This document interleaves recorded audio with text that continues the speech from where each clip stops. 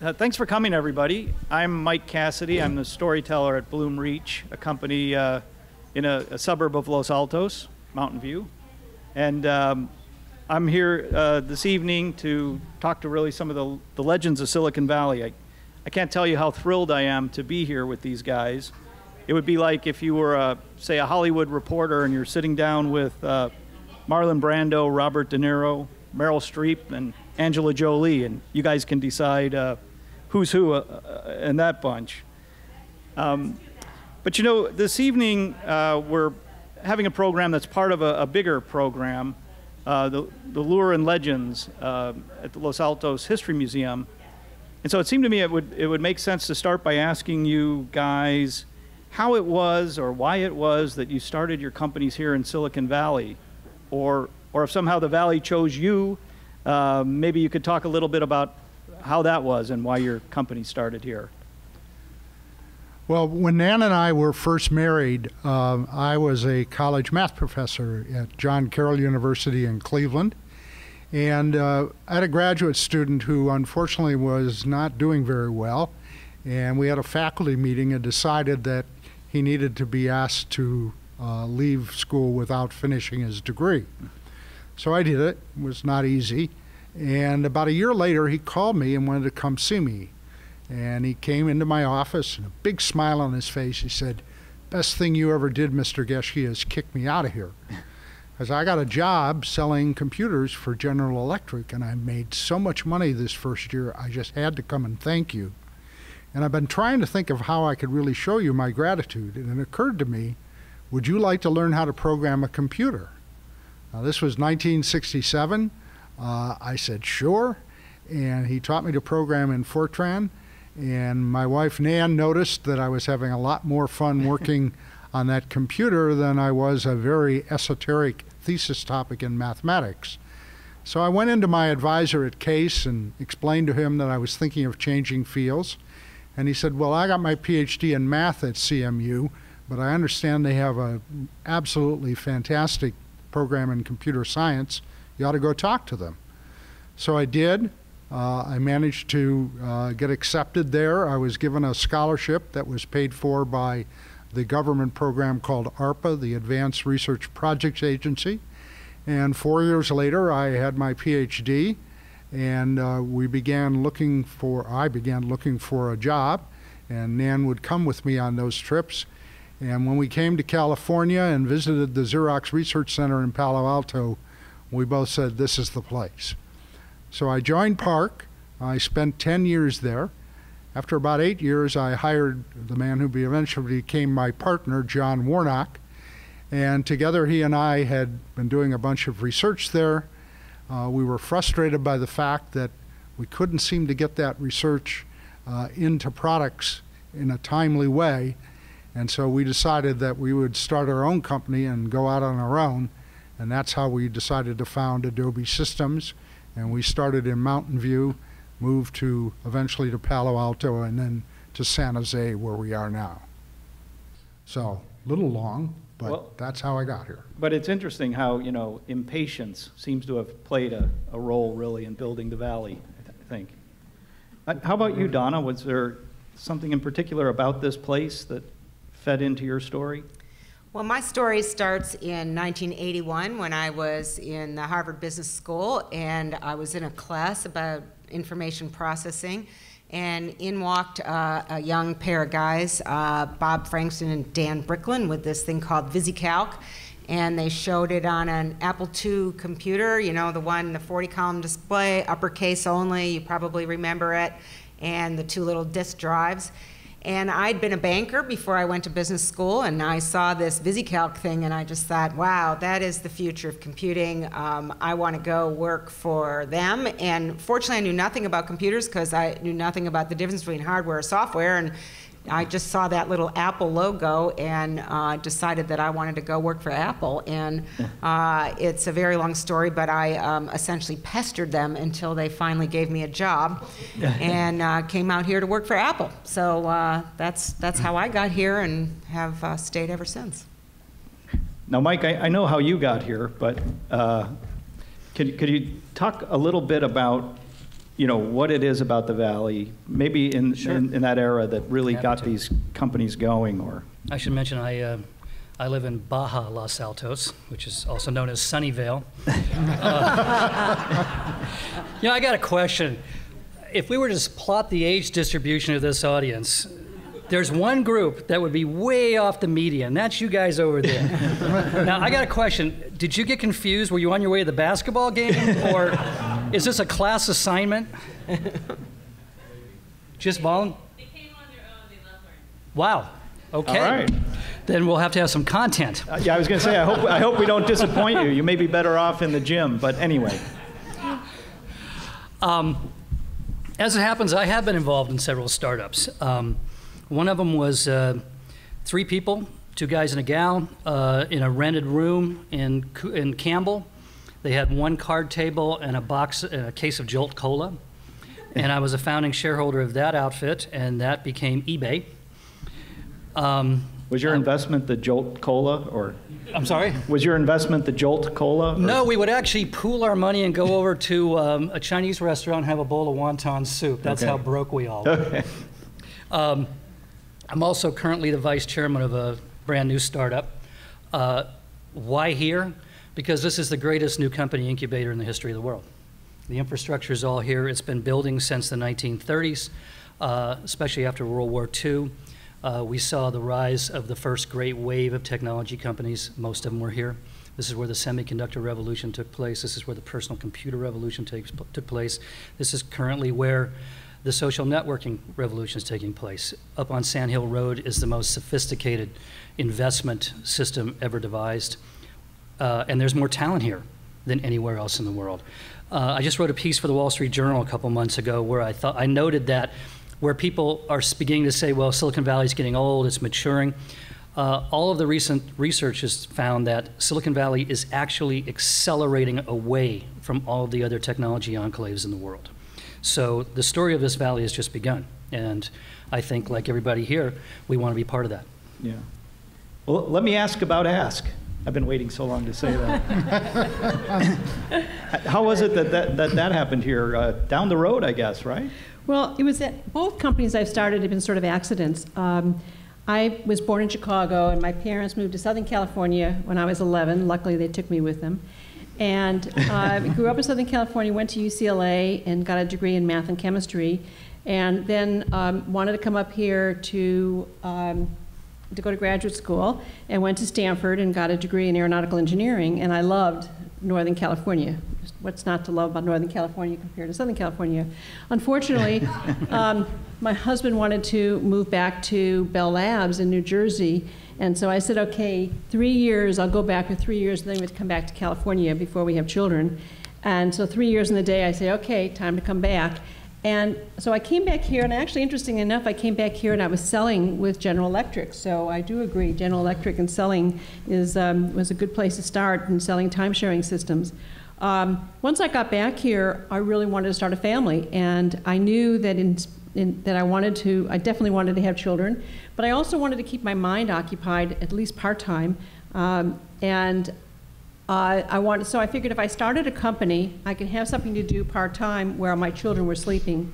And I thought that's how it worked, you know, that they go, you put them down, and they go to sleep, and, you know, you feed them, and they get up. And I didn't realize they sort of are all-consuming beings once you have them. So I started consulting, and since obviously where I was living here, this is where I started, really didn't think about the fact that the company would ever grow to be, you know, close to $1 billion in sales. But that was the way I started. So it was really started as a part-time job with the idea of having these part-time children, I thought. And I guess I can tell a little funny story that Mike will just reminded me of, but Mike, just when he was in his former life at San Jose Mercury, did an interview on Mother's Day a couple years ago with my son and myself, and he was asking about what it was like having a family and you know, trying to grow a business at the same time. And I think you asked me something about I forget exactly, but I know the answer because he was reminding me today. I said, well, I wasn't there all the time, and I wasn't there when when my children, no, Andy said, what do you mean you weren't there when I said my first words? And I said, well, I wasn't there the first time you said your first words, but you said your first words so many times that I was there when you said those first words. And I think that, so I started out here because, you know, this was the area that was just where I went to graduate school that I really loved, and then started the company as a way to have something part-time to do as my children were growing up, and that worked. I have two children. They're both entrepreneurs, both in business, running companies. So I guess that's a start. Something took, huh? Well, you know, you look at these companies, and they're, you know, either big global companies or household names, or, you know, Silicon Valley success stories. Even I've heard of eBay. I've heard of Jolt Cola too. But there must have been, I think it's safe to say, some real challenges at the beginning. I mean, you see a big established company like Adobe, and you think, well, you know, wow, that thing's on cruise control. But not only is it not on cruise control now, but at the beginning it must have seemed all the more vulnerable. Are there, could you guys talk about some of the challenges of the early days, and maybe even those near-death experiences? Well, I guess I'll start. When John and I started the company, we were introduced to Bill Hamburg of Hamburg & Quist, who was one of the very early venture people based up in the city in San Francisco. And we talked to him, and we explained what we wanted to do, which was to build a complete publishing system that could be sold to the Fortune 500, so they didn't have to take their printing outside. And Bill loved it because he hated the commercial printers that did the IPO documents and so forth. He thought that they ripped him off. So he said, okay, I'll fund you. And we said, okay. And he said, have you ever written a business plan? And we said, well, not exactly. And he said, fine, I'll hire someone to sit with you and tell you how to write the plan. And I remember John and I were driving back from one of the meetings with Hamburg, and we got as far as Menlo Park, and I said, you know, John, you and I have never run a business before. Don't you think we ought to stop at Kepler's and get a book on business? And he said, yeah, that's a good idea. So we got this book, and I only remember one chapter in it, and it talked about market gap analysis. And thinking about it now, it seems so obvious, but what it said was, look for where the marketplace is not being served by anyone or anything, come up with a great idea, bring it to market, and if you do it correctly, you'll have 100% market share and you can't lose. And I said, boy, that's a good idea. So basically, that's the way John and I have always run our company. We always try to start new businesses where there hadn't been one before, like digital photography and digital printing and things of that kind. So I read that. I think that book was Starting a Stunningly Successful Global Business for Dummies. Might have been, but I don't think the For Dummies books were out. Oh, okay. There was a market gap there. Yeah, that was an opportunity too. So ups and downs definitely defined my experience through my many years in Silicon Valley. Both Palm and Handspring were just like roller coasters, up and down more times than I can possibly imagine. The biggest success, the early Palm Pilot, came directly from its earlier failure, which was a product that we did with Tandy, owner of Radio Shack. Kind of ironic given the news this week, though certainly having been close to the company, I think I'm not too surprised. But anyway, we did this product with Casio and Tandy that was one of the early handheld computers called the Zoomer. And it was an abysmal failure. It was, I should have brought one with me. I love showing it off. It was like this big. Yeah. It was very heavy. It looks like an iPhone 6. Yeah, yeah, it comes around eventually. Yeah, I like the fact it had no keyboard. It was just a touchscreen display. And I just always love all the people who tell me about the iPhone inventing touchscreen displays, you know. But anyway, we did this product, and in spite of the name Zoomer, it was also extremely slow. And it did personal organization stuff, and it cost, just a little bit like $700, something like that. So we didn't sell many of these, and Casio and Radio Shack were both extremely disappointed, and we set down our merry way to start Zoomer 2, which of course we learned an awful lot from Zoomer, and we assumed in the great Silicon Valley tradition that, you know, iterate, do a better job the next time, learn from your failures, move on. But Casio and Radio Shack didn't have the same idea, and they kind of thought, move on after your failures. So they weren't interested in Zoomer 2, and we were literally sitting around going, you know, what do we do now? And sort of went back to Jeff, my business partner, Jeff Hawkins, went back to his little shop in his garage and made a model for the Palm Pilot. And he basically came out and said that this is what we should do. This would be the right thing to do. And we just, you know, only little problem is we had no money to do it and no partners to do it and not a big enough team to do it. But we went, sure, let's do that. Let's build that Palm Pilot. And we set down on a path to do that. And obviously it was a huge success.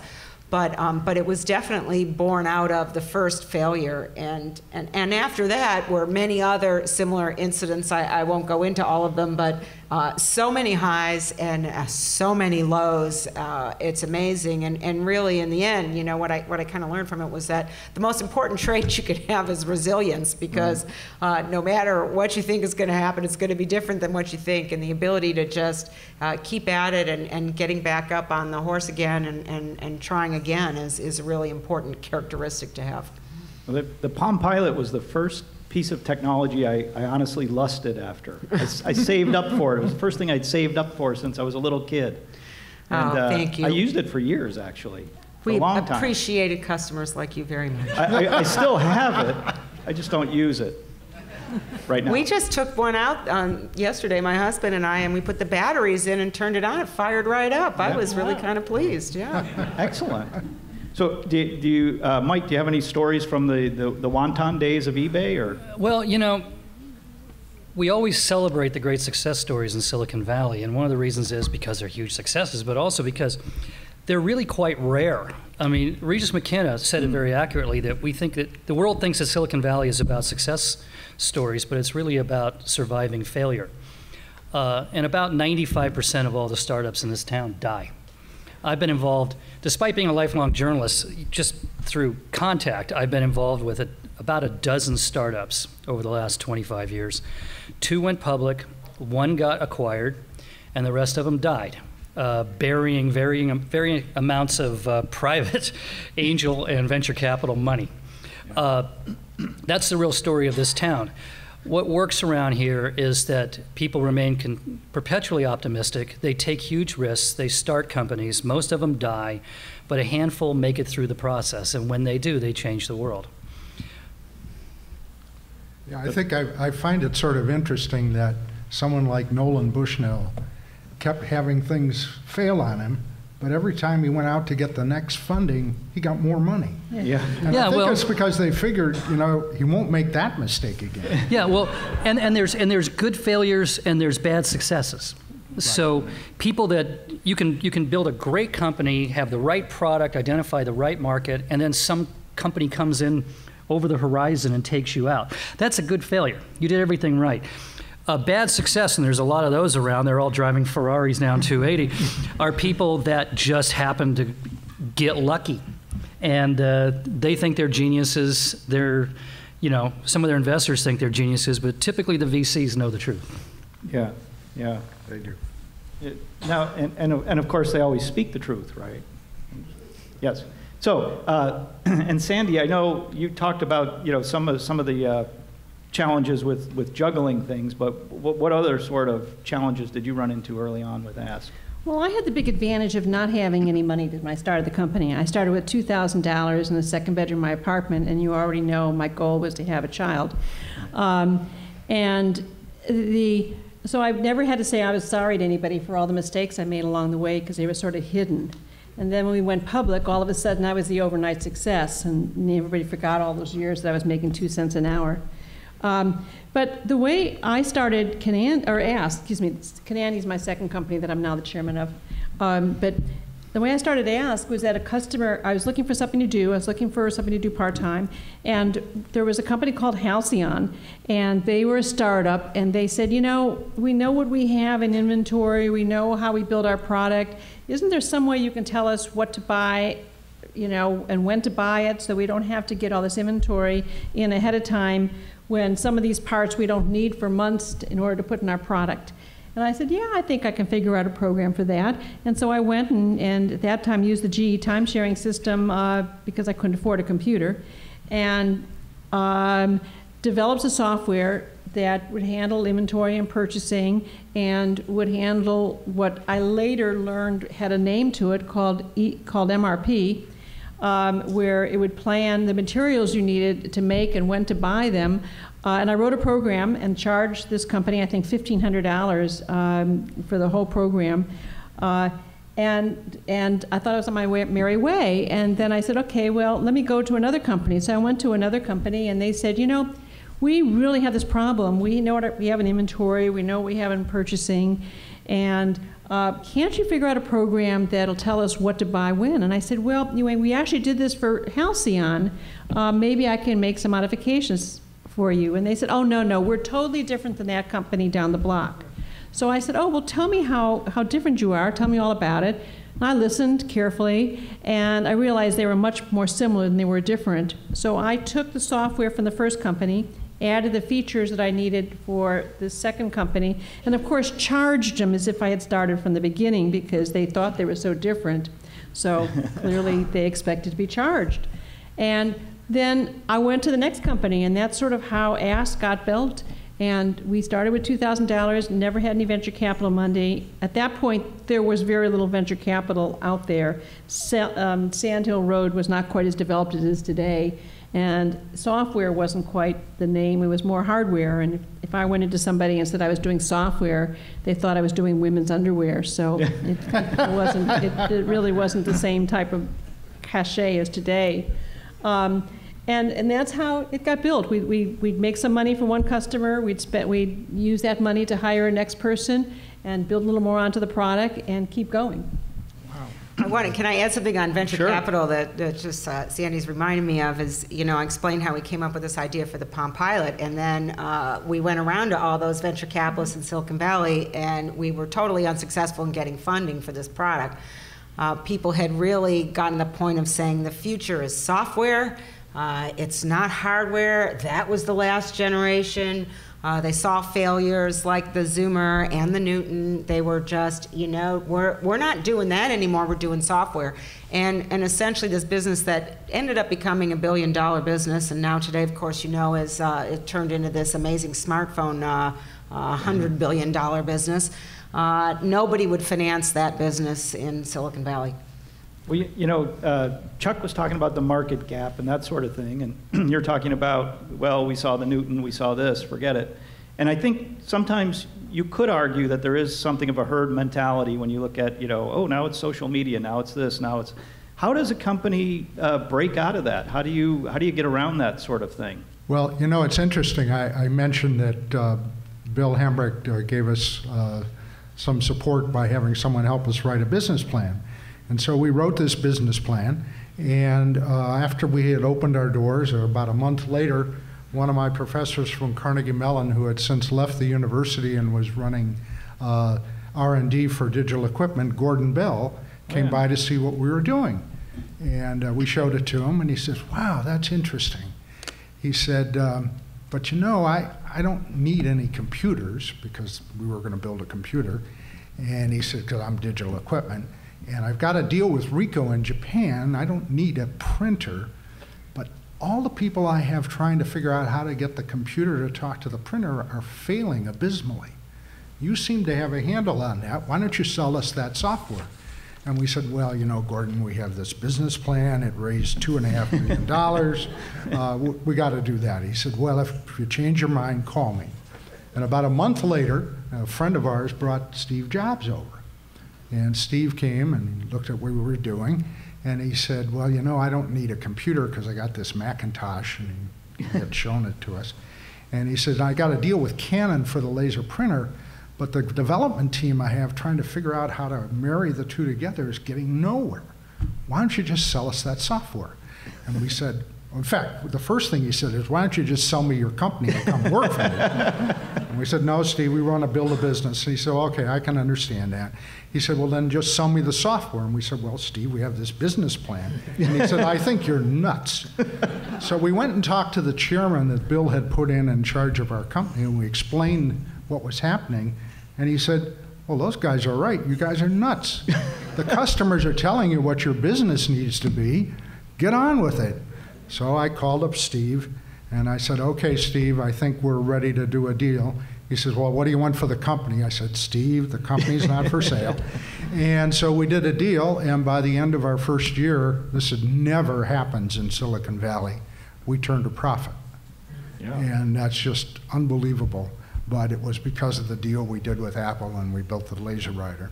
So it's interesting how you have to learn, adjust, and modify all the things you thought were the vision that you had, and realize you got to put on a different pair of glasses and look somewhere else because it isn't where you thought it was. Wow. Mike, do you have something to add to that? Yeah, one of the things that never gets remarked about this town is that it's really a very large, small town. Yeah. And it's been said that at some point you will work with, for, or against every other person in Silicon Valley. And I have a personal anecdote. I was working at Hewlett-Packard in corporate PR, and I was 22 years old. And I get this, wasn't an email, couldn't have been in those days. I got a message from on high. I think it might have come from David Packard himself, certainly from the computer group, and they said, there's a new startup in Los Altos, and they need some help doing PR. Can you go over there and help them out? They're brand new, and we want to work with them because it's going to help sell some of our computers. So I jumped in my car and drove down from Page Mill Road, down El Camino, down to Los Altos. And I go into this rented office, and there's nobody there. It's just piles and piles of boxes. And I'm getting ready to leave, and I hear kind of a commotion in the back as boxes are getting knocked over and pushed out of the way. And I walk back there, and I'm introduced to the founder of this new startup. And it was Sandra Kurtzig. And we've known each other ever since. But I have to add to the story. So Mike wrote our first press release, and it was on Hewlett-Packard.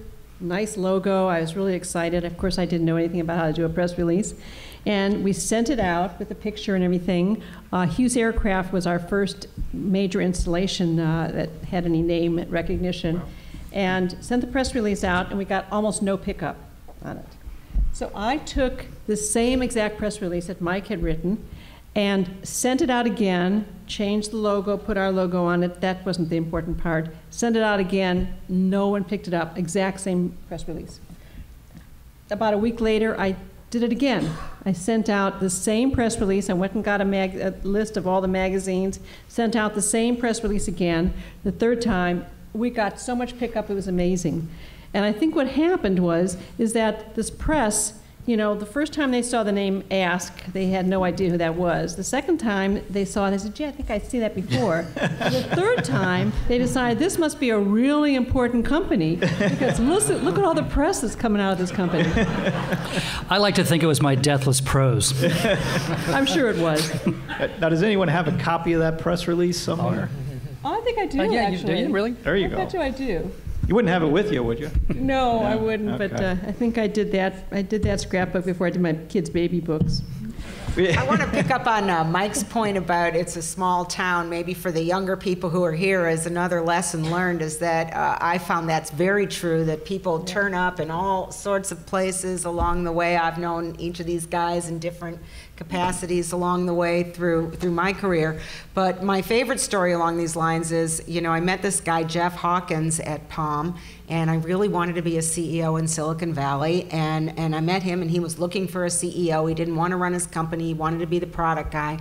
And I really wanted this job, and so I gave him, you know, a big list of references and things like that. And it turned out his wife had worked at Apple, and I'd worked at Apple, so he said to his wife, do you know Donna Dubinsky? And she didn't. And she said, but, you know, I'll check her out. So she's kind of walking down the hall at Apple, and she runs into somebody and says, do you know Donna Dubinsky? And this other person says, yes. And she says, well, what do you think of her? She says, she's good. And so, you know, Janet comes back and tells Jeff, she's good. And I'm thinking, oh my God, think of all the people that she could have run into. I really lucked out on that. But, you know, it really made me realize is that you just never know all the interactions you have, when they're going to come back and play in, and somebody's going to check on you with them. And since that really jolted me, and I really said to myself from there on in, I'm going to make sure every interaction I have with everybody in this business is professional and courteous, and try to do the best I can for both sides and not make enemies. And even if things don't work out, if it's some deal that falls apart, do it graciously, do it professionally, make sure that you would always want to work with that person again, or they would always want to work with you again, even if you didn't want to work with them again. And if that person ran into them in the hall, they would say, oh yeah, Donna Dubinsky, she's good, she's okay.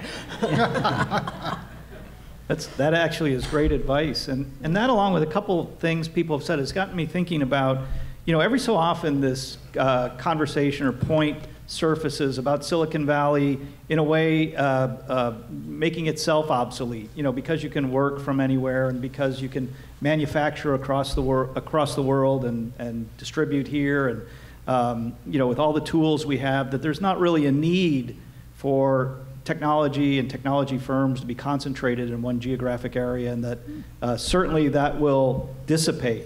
And yet that doesn't seem to be the case. And I'm wondering what your thoughts are. I mean, anybody wants to jump in on why that is. It's sort of that secret sauce question, I guess. Well, one thing is there is just amazing infrastructure here. You know, you want to start a company, you just kind of start on Sand Hill Road, and you stop by Silicon Valley Bank and you set up an account. They know exactly how to deal with accounts. You stop by a legal firm, they help you set up your articles of incorporation, your stock option program, they just churn this document out. You stop by, you know, go through the venture capitalist, try to raise some money. They all understand, you know, seed capital and how to do that. You know, stop by Stanford, you know, pick up a few students. I mean, I'm kind of minimizing how difficult these things are, but, you know, you have an IP problem, you call the best IP lawyers in the world are right here in Silicon Valley. They answer your question. The resources here are just so incredible, and I was really reminded of that because we have a business partner we're working with today in my company who's Austrian, and the guy called me this morning. He's from Austria. He's like, oh my God, I'm having trouble figuring out how to do these things. Can you help me? And I just, you know, so many things that he wanted to know. If he were here, he would just know, and he would have access to those things. And so I think that's still true. There's just an incredible resource base here of all sorts of things, you know, not just one thing. Yeah, and the point you're making is really important to understand, because we sometimes think it's the technological devices that have been developed here or the software that was written here that get other people to want to come and sort of be close to it. But the truth is, it is the infrastructure that really makes it possible to start a business where you would have no way to do that if you were in maybe Cleveland, Ohio. I'm not so sure where I grew up. But I'm from Cleveland too. So. I know. Mike? I think the infrastructure is here, and I think everything that Chuck and Donna said about starting a company is here. But I think the millennials are changing this a little bit. The millennials are not looking for careers as much as they're looking for a lifestyle these days, and they're changing companies more often. You know, when I started a company, and I think when all of us did, people stayed for 10, 15 years. I mean, it was just sort of an average thing that I think it asked. 20 years was not unusual. And I think now we're lucky we have very, very little turnover, but the fact of the matter is that I'm sort of expecting we will, because people just don't stay as loyal to the companies. And I think they also want to do work wherever they want to do it, on any device that they want to do it. So even though the infrastructure is here for starting the company, and certainly that's what's happening, I do think that employees want to be are more mobile. They want to be able to work out of their houses. They want to be able to work from different places, and they work long hours. But they don't necessarily want to come to the office every day and work there. And I think that even with some of the outsourcing, all of us in software are outsourcing some of this software development to Ukraine, to India, to Poland, to different places for development. I don't think we ever did that the first time. We didn't do that the first time around. Yeah. Mike, did you have a comment? I'll go even deeper than Donna on this. And I'm the guy that wrote the virtual corporation, so I should be the advocate of everybody scattering to, the hills and doing their businesses there. But the fact of the matter is, beyond the fact that there's so much talent here, the infrastructure's here, patent attorneys, investment money, guys who will water the plants in your building, guys who will do your marketing, everything else. I think this is a unique culture here. I think we marinate in entrepreneurship and high technology. I go to the Pete's on Homestead by Trader Joe's. And you can sit there on a given day and you can measure the temper of Silicon Valley just by watching how many little startup teams are sitting at those tables going over spreadsheets. You sit and wait for a movie at Century Shoreline and look at what the slides are. It's not let's go to the lobby. It's we're looking for C++ programmers, blah, blah, blah. I mean, everywhere you go in this town, you are surrounded, you are immersed in this sort of entrepreneurial fervor. And what's the next hot thing? Are you in a startup? Where'd you get your money? There's no other place on earth quite like this. So even if people go elsewhere, they still stayed tethered to here. Ultimately, this is the place. That culture element is pretty interesting, and I mean, it obviously permeates a lot of the companies here that really are different. It's different to go to work at some of these places than it might be in some other parts of the country. Well, Mike, look at your job. I know. What is your job title? I'm a storyteller. You're the chief storyteller. Would you like to hear one? I'm the only storyteller, so that does make me the chief storyteller. That's a cool title. My wife, when I started about a year ago, she suggested I go in with one of those big cat in the hat hats and a rocking chair and just ask people to gather around and listen to a story. And while it's almost that nice there every day, I mean, companies do take care of employees, and I'm sure some of that is, maybe a lot of it is competitive. But I'm just wondering, I mean, why did that come about? And is it really important, or is it frivolous? Well, it's critical for most of us in our businesses because the intellectual property that we really value the most are the minds, brains, and skills of the people who work for us. And the scary thing is that every night they go home. Yeah. And only if you make the workplace exciting, interesting, supportive, financially rewarding, psychologically rewarding, will they come back. And so in order to keep people here, you really have to provide that kind of environment. And as a result, if you're in the responsibility of a CEO of a company, you realize that you've got to balance all of these forces. There's not only the shareholders and the customers and the vendors and the employees and the managers, but they're all mildly in conflict. And unless you keep a balance between all of them, your company will not succeed. And learning how to do that is something that I think all of us who started companies found to be a really critical skill to develop. I think you really have to recognize that Silicon Valley created a different kind of corporate culture than existed before that. I worked on the East Coast in a money center bank before I came out here, before business school. And boy, I mean, night and day kind of a culture from, how people act, how they dress, amenities, but very fundamental things. Stock options. The fact that Silicon Valley developed this culture of of trying to be so inclusive that employees had a part of the company and profited from the success of the company.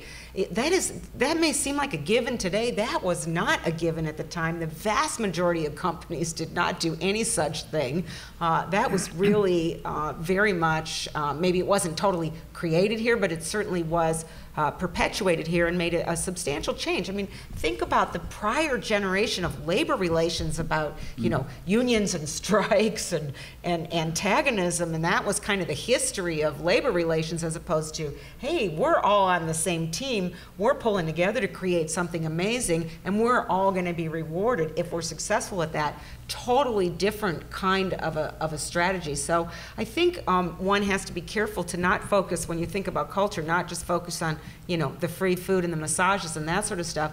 I think there was a fundamental redefinition of the relationship of the people within the company, the owners versus the workers, that is a part of the success here. It's very much what helped create this amazing place. When I started Ask, I started it, obviously, as I said before, now with the intention of growing it to a public and to a major company. And when I started having employees, the culture was to give stock options. But at that time, in the 70s, you know, stock options, you know, there weren't that many companies going public. It wasn't like today, every other day there's a company going public. But, you know, I thought, okay, this is part of, you know, what we want to do. We want to get all the employees feel like they're part of it. And so I gave them all stock options. And, you know, most of you have seen stock options. They're about 50 pages of all the ins and outs of it. And, you know, most employees at that point got these stock options and didn't think they were much value, and they used them for dart practices. You'd walk by and you'd see them on a bulletin board because, you know, it was a struggle for a while, and they were using for dart practices. And the day that the stock options came off the bulletin board and started getting put into drawers and safe places is when I knew we must have been making it as a company. Yeah, I think we owe a tremendous amount to Bill Hewlett and Dave Packard. Yes. The HP Way set a gold standard that the Valley has struggled to match ever since, but it really made us different from everywhere else.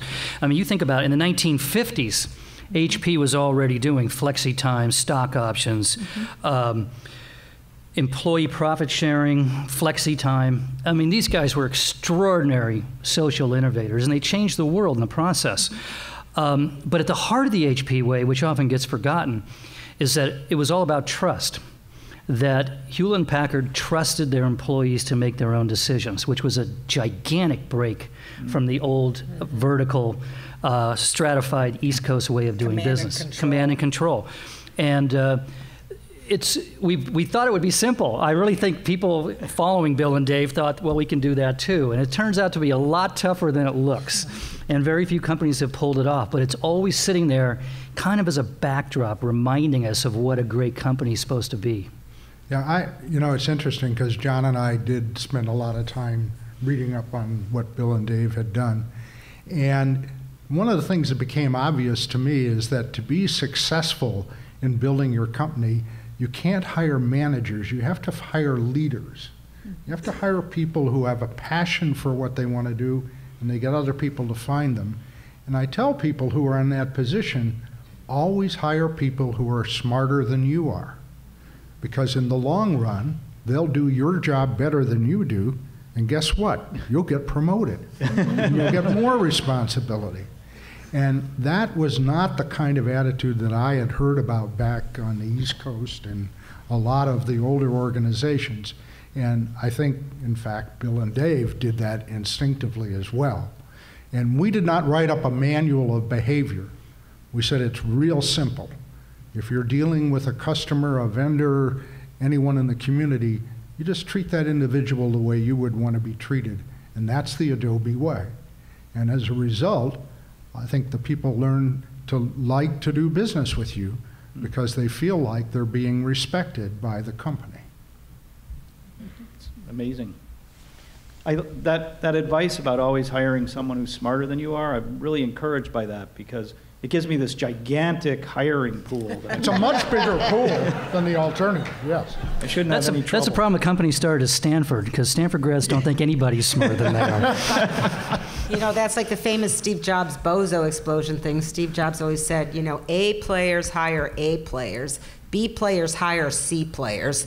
And so, you know, that is what he defined as the Bozo Explosion, when you get a bunch of B players, because then they always try to hire people worse than them as opposed to people better than them. Well, it's a harsh way to put it, but there is some truth in that, I'm sure. Well, Steve was rather harsh in these things. So I've heard. Yes. Mike, can I explore something with you?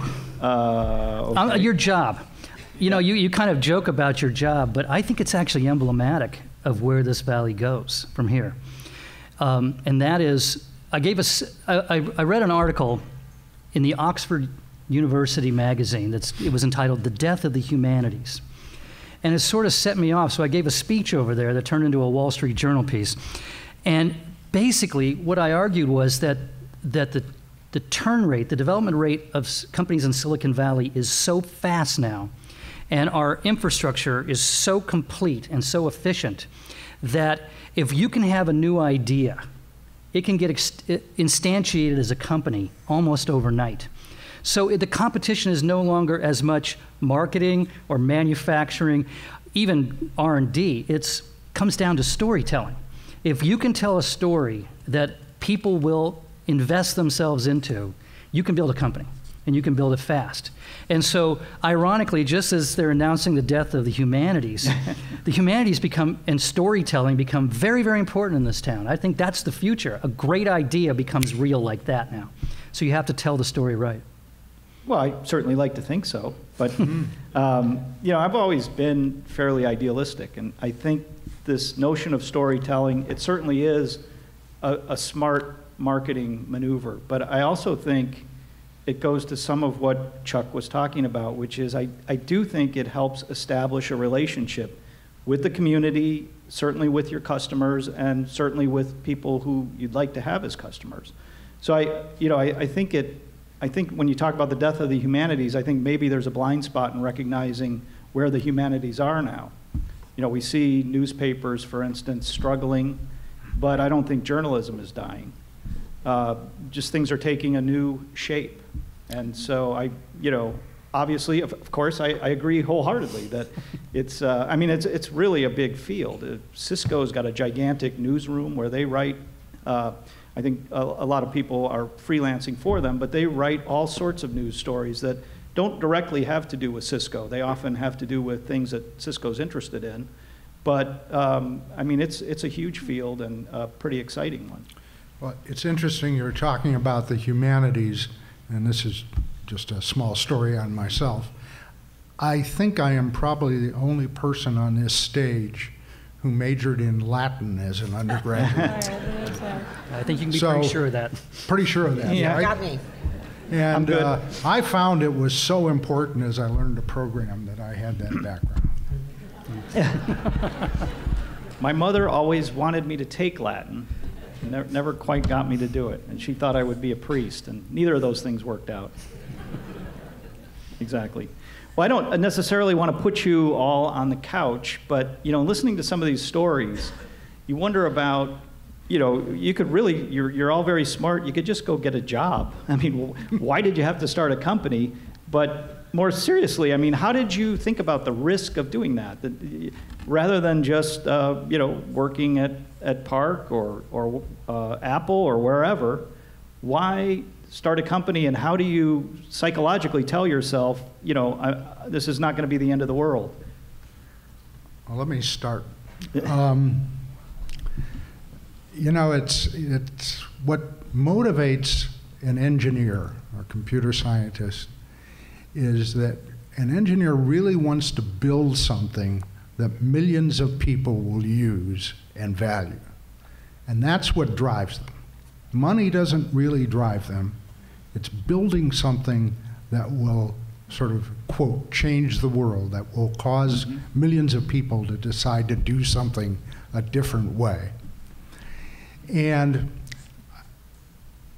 when I finished my degree at At CMU, I took what was a relatively safe job. I went to work for Xerox. I figured I would learn about a lot about how corporations are managed and how they're run. I like to say that I left a lot of the Xerox private information behind as something that I didn't choose to make use of, because in fact they had a lot of problems in terms of figuring out how to get technology out into the marketplace, and that's what caused John and I to leave. And people would ask me that question, how could you take that risk? And I said, well, you know, you've got a PhD in computer science, you're here in what was already known as Silicon Valley. I could always get a job. I mean, the biggest risk I was taking is that my ego would be bruised if I didn't succeed. But the notion that my family wouldn't have anything to eat or my kids wouldn't go to college, that never occurred to me, because this place is such a community and was already so vibrant. I think I got my entrepreneurial start when, in my first job, I was at the Philadelphia National Bank, and I was in a specialized lending group to the cable television industry. And I didn't know anything about it. I had to learn about cable television, and it was just starting then, hard to imagine, but it was a very early part of the field. And I was financing these entrepreneurial ventures, these startups and these, you know, mom and pop kind of companies that were building these cable systems. And I just looked at it, I said, boy, that looks a lot more fun to me than working for a bank. I mean, what fun to actually build something and build a business and see it, you know, go out through the community and add value and create products and all those kind of things. And I specifically left the bank. I could have stayed at the bank forever. I was doing very well, and I could have had that job forever and been quite, you know, safe and comfortable. But I looked out and I just said, I really want to be on the other side of that. I want to help build a company. So I kind of got the bug early on. I went back to business school. That's when I saw the VisiCalc product and said, boy, Apple's doing, you know, really what's the next big thing here, and I want to be a part of the next big thing. I saw cable growing and creating enormous opportunities for people because of growth, and I became a big believer in growth, and I said, I want to go where it's growing. I want to grow where there's the next big thing. That's where there's opportunities. I saw that Apple II, and I you know, fell in love with the industry and went to work for Apple, and after that ended up, you know, working with Jeff at Palm, and then we created Handspring. So, you know, I have done it over and over again, and you know, each time I would say it just didn't dawn on me that it wouldn't be the right thing to do. I mean, I just passionately wanted to do it. I will say that I think part of what enables that is getting yourself into a financial position that enables it. So you want to have, you know, some savings, some ability to withstand, you know, some, you know, financial, you know, downsides there. So I think you've got to be in a position to do that. And but if you can get to that, just sort of a basic financial security position, then I think it's it just, for me, it was absolutely compelling, and I didn't think twice about it. It wasn't even a debate. It wasn't like, oh my gosh, should I go work for a big company or should I go do this? It was like, oh, I really want to do this. It was just very clear. Huh. So Mike, you saw, you know, you got a good look at how some of these companies work from the outside as a journalist, and then got involved in some. I'll tell you my own story. I was on track to be a vice president at Hewlett-Packard of public relations, and I decided at age 25 that I didn't want to tell half the story. I wanted to tell the whole story. So I quit, and I went to work for the San Jose Mercury News. Yeah. And I became an investigative reporter, ultimately.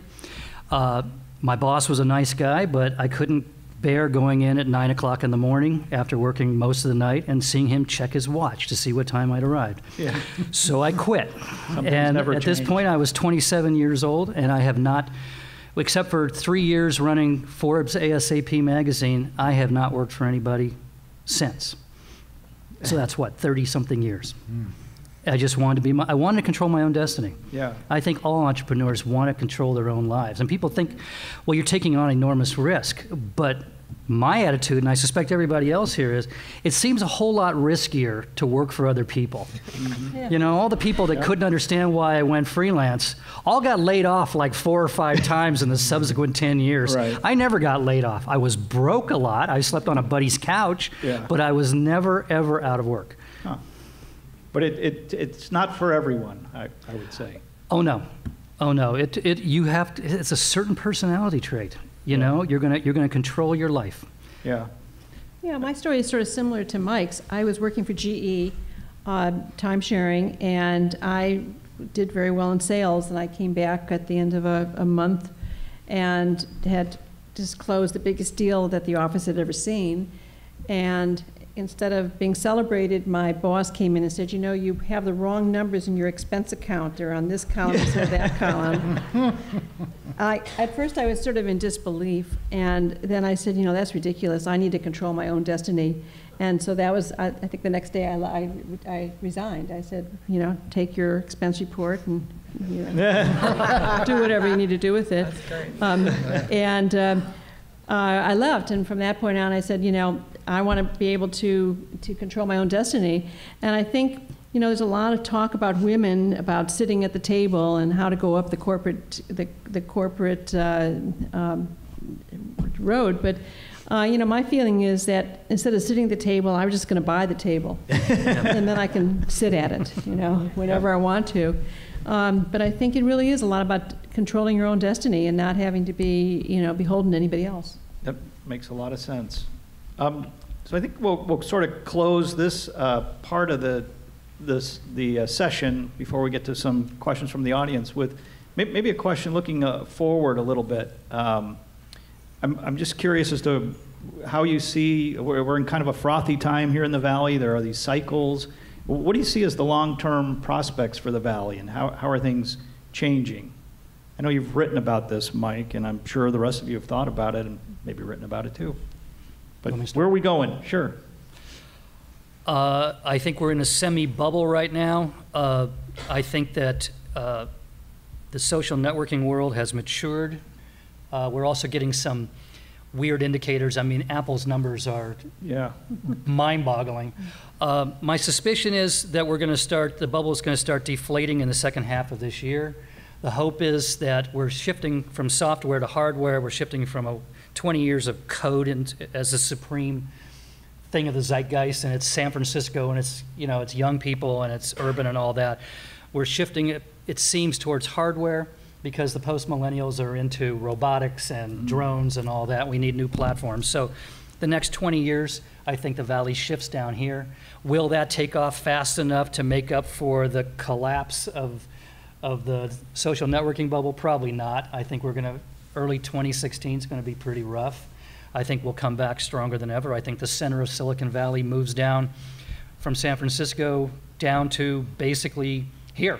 And Cupertino and Sunnyvale and Mountain View. You only have to drive around and look at Apple's new donut headquarters, look at Tesla, look at LinkedIn owns all of downtown Sunnyvale now. I mean, everything is moving here.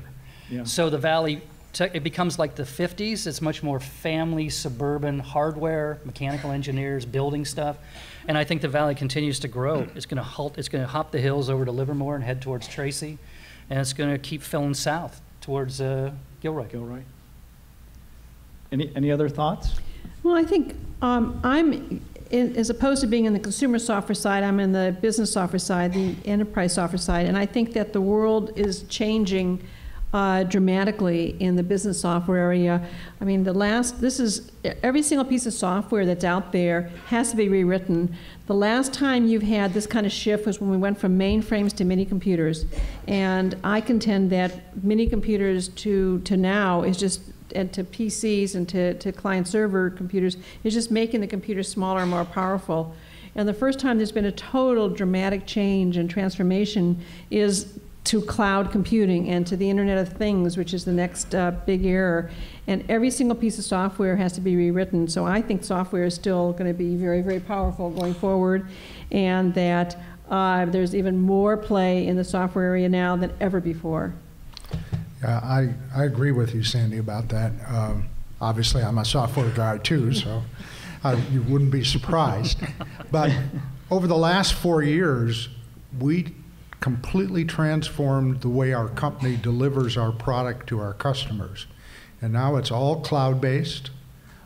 We support software as a service for a lot of our customers, so that you can take literally an iPad or an iPhone and run some very sophisticated software, because the cloud is where some of that computing is being done. The other major change in our business painfully experienced by newspapers, magazines, and eventually broadcast TV, is that the way in which advertising gets out to the public is completely changing, all right? Print advertising and television advertising are disappearing. The print is disappearing because the cost of transmission and reproduction just isn't worth it when you have these ubiquitous devices. And in the case of television, except for a sports program, almost none of us watch TV in real time anymore, which means we can go right by the commercials. So the other thing we've been doing is looking at what's happening to our customers, the people who do the creative work in advertising, the people who distribute advertising, and the customers who use advertising to drive our business. And we've gone full mode into an area we call digital media, which applies analytics to understand how people make decisions as they make a purchase on the web. And we collect roughly 1 trillion transactions a month, measuring how people make buying decisions so that we can tell the advertisers where they need to put the ad to change someone's mind. And that's a whole new industry, and it's, for us at least, it's extremely exciting. And that business is the fastest growth component of our overall business today. So it's, while I don't disagree that a lot of the hardware is extremely interesting, hardware without software is just an anchor. I think what's been amazing is each generation of big thing that's happened here is not something that any of us could ever did predict. Yeah. You know, who would have predicted Google before Google? It was like, really? I certainly didn't, and you know, that it became so important to all of our lives is just amazing. And then you thought, well, that's it. I mean, I can't think of anything else. And then along comes Facebook. And who would have ever predicted Facebook? Google certainly didn't, in terms of them becoming such a force. And then along comes Twitter and so on and so forth. And we see this happening over and over again. So we tend to think to ourselves, oh, it's that last thing. Well, it's done, so we're kind of done here. You know, nothing's going to happen next. But it's just because we're thinking back rather than forward. And I do think there are amazing things going on in the industry now. I think, I won't get in the middle of this hardware-software debate because I think it's on both sides. I mean, I think there's some incredible things in hardware, drones, 3D printing. There's going to be all sorts of new businesses coming out of these hardware platforms that I think are very exciting. And on the software side, you know, my company, Numenta, is working on a whole new generation of computing for intelligent computing. It's a lot of what the basis is for a lot of the analytics that Chuck was talking about. And really getting into the point where we have learning machines, and that's going to enable a whole next generation of both devices and software and applications that I think people are going to build exciting new businesses on. So I think we're constantly reinventing ourselves. It's not just, are we just going to have a bunch more social networks? I keep joking with all the people in their 20s, you know, developing businesses. We just don't need any more ways to buy food, get rides, or date. I think we have covered that ground pretty well. But, you know, there are just whole new areas of exploration that are going to change our lives, you know, phenomenally for the better. I mean, there's just going to be another generation of very exciting things going on. Well, I can't wait. Well, so we do have some questions from the assembled experts that I'd like to get to. And, you know, feel free to jump in as you see fit. You've all achieved great success. How have you managed to instill your own drive or hunger in your own kids and grandkids, assuming you have? Well, mine's a chef, so I think I'll... That could be a very good thing. Yeah. Well, I've been real fortunate. Both my sons are entrepreneurs. One is the CEO of Just Answer, and the other is the CEO of RBUs. And my grandchildren, I have 5 grandchildren, and my oldest grandchild has already started a company, 2 companies actually. Oh yeah. One is they have chickens. Don't ask me about the chickens. I'm not a fan of these chickens, but they during the summer they go and they collect the eggs, and she started a company called Kurtz Eggs. that she sells. And she also started another company in taking iPads, and she sees me use my iPad. I carry it around, I take it in the shower and everything, and she was worried about it getting wet. So she created a cover for it so that it's waterproof. So, and she sells that. So that's her other company. And I forgot the name of that company. How old is she? She's 10. Yeah. And she watches Shark Tank. I think she's our biggest fan of Shark Tank. I wouldn't be surprised if she's on that program soon. We have a high school physics teacher, a interior designer, an artist, and I have to admit this, a lawyer. And Nan and I were very conscious of wanting to give them all the freedom to do what they really wanted to do, and as much support as we could to help them. And I'm just so pleased to see that the grandchildren are starting to do some of the same things. Our oldest grandson is about to go to college, and he is enamored of the staging of theater, and that's what he's going to major in. And so they're all going to do something very different. And I think given, I'll call it my reputation, I'm really glad in some sense that they're going off and doing their own thing. That's interesting. Mike? My younger son is a senior in high school, and he'll likely be a botanist. And my older son, who you know well, he's going to Santa Clara, but he's been a professional journalist. He's a fifth-generation journalist. He's been a professional journalist since he was 16, and he's currently the art and theater critic for Metro. Oh, great. Yeah. Great. I know the question was about children, but I'd like to answer in a slightly different way, which is about the people who've worked in my companies, which is sometimes seems like children. But I'm personally really proud of the number of people that have worked in my organizations that have also created companies, and even more proud that the companies they've created have been with great cultures and really positive relationships with customers, employees, the community, and so on. So I'd like to think that the kind of companies we've created, because I know we have similar philosophies on that, that they're part of this process of Silicon Valley regenerating itself all the time with these kind of cultures, because people learn in those environments and then take those skills out to the companies that they create. Right. Yeah. I think this question is a good one coming off of that. I just graduated from CMU with a degree in computer science, and I work at a startup in Mountain View. Do you have any advice? Sandy, do some openings? Come work for Kenandy instead. Yeah, we recruit very strongly from CMU. Yes. If you ever get the itch, come talk to me. You're gonna after you talk to me. Yeah. You're going to kiss a lot of frogs before you get your prince. Get used to having companies die underneath you. Don't stay. One of the weaknesses of young entrepreneurs is they stick around too long. Older entrepreneurs know it's not going to work, and they shoot it in the head.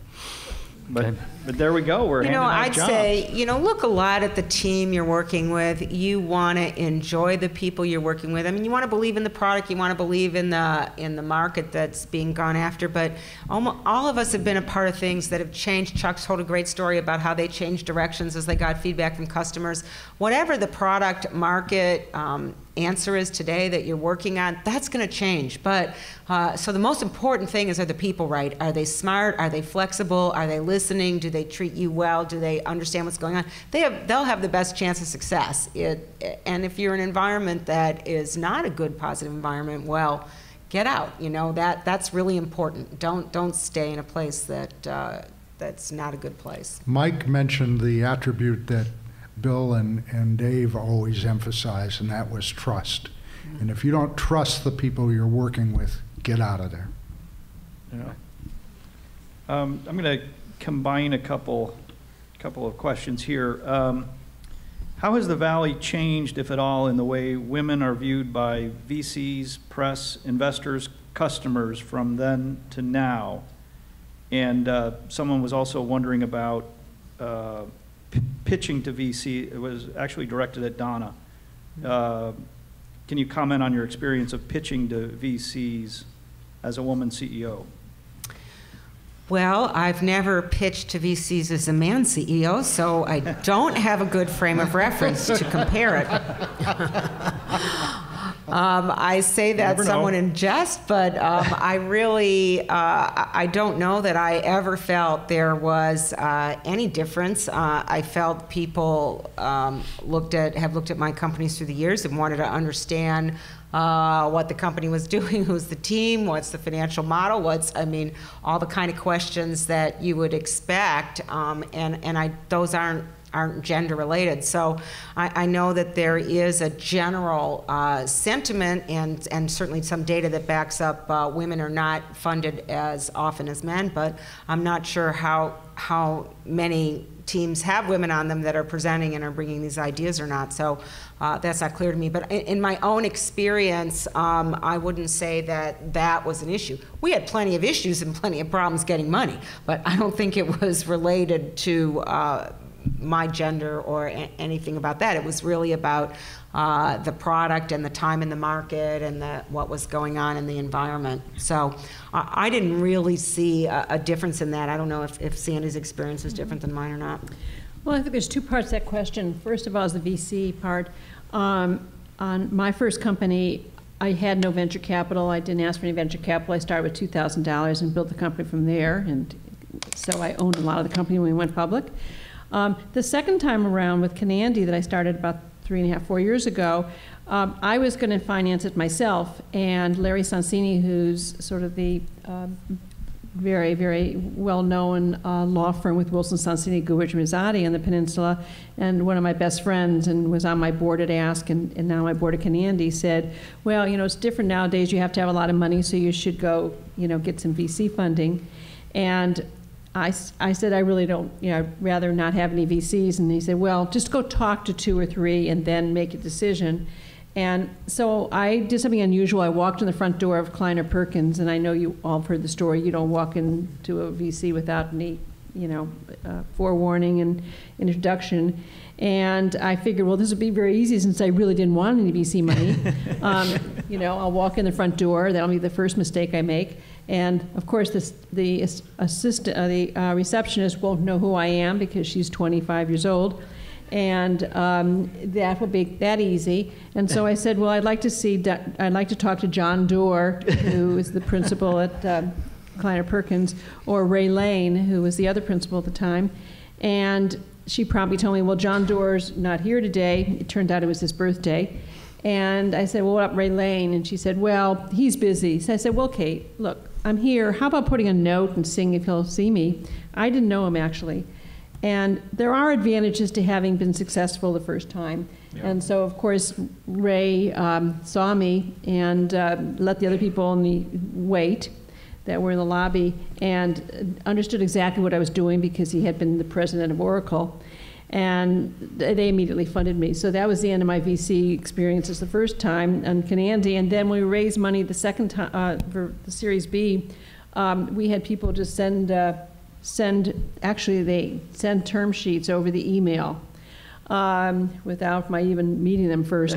So we were very fortunate, and I've never had any trouble. I've never seen any discrimination from the VC side for that reason. But I mean, again, I was successful the first time, so the VCs love to invest in people who have a track record. As far as how women are changed, I think we as women have changed. I think women are much more self-confident today. I think that if they want to have families, they're willing to make those decisions about having a family and working or not working. Both my daughter-in-laws have decided that they want to stay home for a certain period of time and raise their children and not work. I assume they'll probably both go back and do something at some point in the future. They're both well educated, and I think that women are just more secure today than they were 15, 20 years ago. And I do think that we're making some inroads in companies, and you're seeing many more women that are going up the corporate ladder now. Mike, did you have something to add? Yeah, by coincidence, I just came here from Stanford Business School, where I was interviewing on stage Catherine Gould, who's one of the more successful venture capitalists in Silicon Valley history.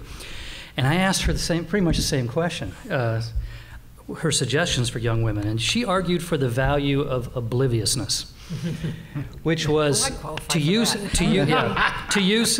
her phrase, because she's fairly salty. She said basically, I didn't give a shit what people thought. She said if I got to a firm and they didn't like me as a woman, I just ignored them. I didn't care what they thought. I was going to do what I was going to do. And at one point in her career, she actually hit a wall. And that's when she really tried to move. She was a vice president of Oracle, showing her obliviousness. I mean, working for Larry Ellison as a woman must have been an interesting job. She said, I saw him as the world's greatest expert on database management. That was it. But she's ran into a wall trying to get onto a venture capital firm. And she said, my reaction was, well, they're idiots. They're not going to hire me. So she just started her own. Yeah. And that was the way she's always lived her life. And I thought that obliviousness was a very interesting strategy for one's career. I really like that. I'll have to steal that one in the future, because that's kind of the way I've always been, is just oblivious to it. I mean, if it was there, I was like, you know, just ignoring it and moving on. You know, there certainly have been times in my career where I sensed some surprise that there was a woman sitting across the table, but, you know, if I was doing a deal with somebody and they didn't want to deal with me, they weren't going to get the deal. So, you know, it pretty soon goes away when there's, you know, real business to be done. And I think that as a woman, I think we know the obstacles there. So, you know, we don't have to think, gee, is it because we're tall or we're short or we're stupid? I mean, if there is an obstacle and that people don't want to deal with women, you know what it is. So I think that's an advantage, and I feel the same way as, it's interesting because I think we are a little unusual. I think Don and I are unusual, and I think your story is a little unusual. I think there are a lot of people, women out there, who don't think it's that, they do think that there are roadblocks, and they can't get around them and can't get above them and can't get over them and whatever, but I've had the same attitude, you know, hey, that's a roadblock, I'll just go over it, and have never really paid much attention to discrimination if it was there. So it sounds like there are at least two strategies, one obliviousness, and the other, rather than get a seat at the table, buy the table. Yeah. Okay. A couple people have asked a question, and it was actually something we were talking about before this all started. And that was, this person put it this way: when I was growing up in Los Altos in the 50s and 60s, the top engineers like my father didn't earn that much more than other members of the community, like pilots, school teachers, family practice doctors, etc. Why and when did the huge disparity in income begin, and are you worried about what seems to be a growing disparity in incomes and how it, maybe teachers, maybe firefighters, you know, you go down the list, can't afford to live here now? Well, I mean, if we were talking about that earlier, you know, in terms of the disparity of income, it's a very simple economic supply and demand situation. We have just we have a great need for the technically talented, brilliant people, and they're in short supply. And that's creating this upward pressure on wages. I mean, when these guys joke to the CMU person, please apply, they're not joking. Yeah, they actually have these jobs on their websites, and they want you to apply. We have a shortage of these people, and if I just can touch on the woman issue in this regard, you know, this is my one thing on the woman issue that just drives me crazy, is that we don't have enough women in this pool. And we could solve our shortage of engineers if only we had women participating in this pool at the same level of men on the engineering side, you know? So that is a hard problem. It goes way, way deep, goes way back into middle school, that a lot of people are working on, but that's one of the things that has to happen. But I think, you know, the bigger issue of income inequality is a very serious issue that is a after effect of this disparity that's developed as a result of the shortage of skills. Right. Yeah, there are so many people who come to work here in the Valley. There'll be policemen, school teachers, people working in the building trades. And those people many times commute all the way from the Central Valley every day. And that's very difficult to see how that can be sustainable for very long. One of the things that we probably do have to be more innovative about is alternative transportation modalities for them, so that there really is a much better network of public transport. And that, unfortunately, is something that we're not very good at in this country, and we've fallen behind.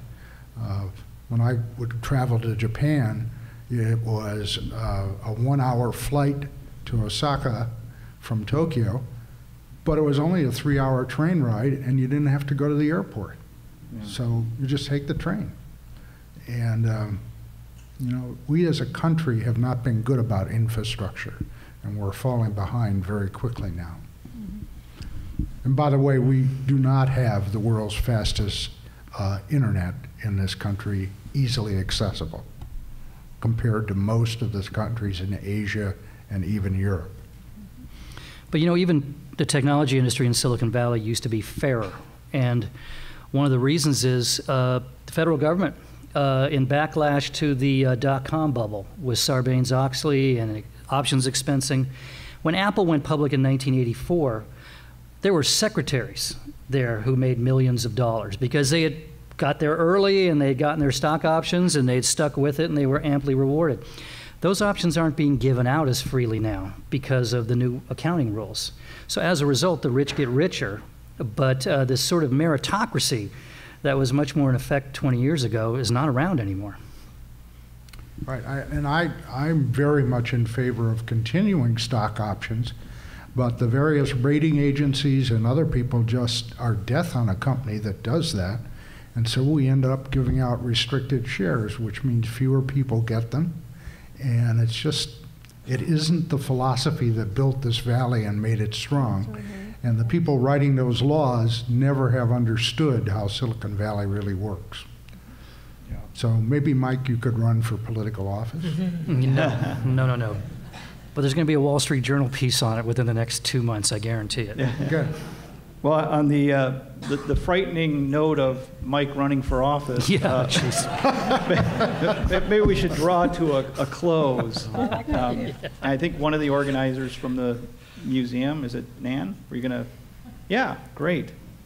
I just want to thank this panel because it's been a real honor for me to be up here with them, and I'm really proud of the work they've done and proud to be able to be a part of this evening. Well, thank you for all the great articles you've written. Yeah.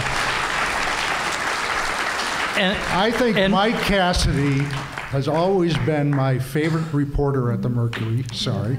Agreed. Because the stories he writes on Silicon Valley, he really gets under the covers and understands what makes the valley tick. Yeah, and, we miss you at the Merc, Mike. Right. Yes.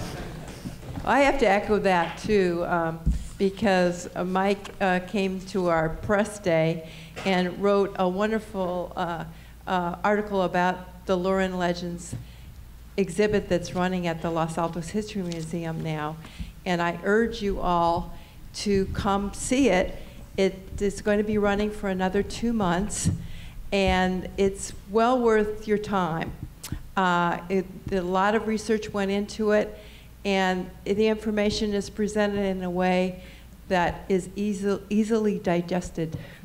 But I first of all wanted to thank our panelists tonight, Sandra Kurtzig, Mike Malone, Donna Dubinsky, and Chuck Geschke. Most of all, Mike Cassidy for moderating. Please, thank you so much for coming this evening. These programs have been so informative and such a good part of the exhibit experience for us. We have a couple more programs in the future, one on March 14th, which is going to be our Family Day. So mark that on your calendar. It's going to be on a Saturday afternoon, March 14th, at the museum. And I think we have a lot of things planned. If you have grandchildren, please bring them. And then in April, we have a film night, and we will be showing the film Lurin Legends. And many of the panelists up there were part of that film. So please come and join us for that evening. So again, thank you for coming, and we'll see you soon. Bye-bye. Thank you all.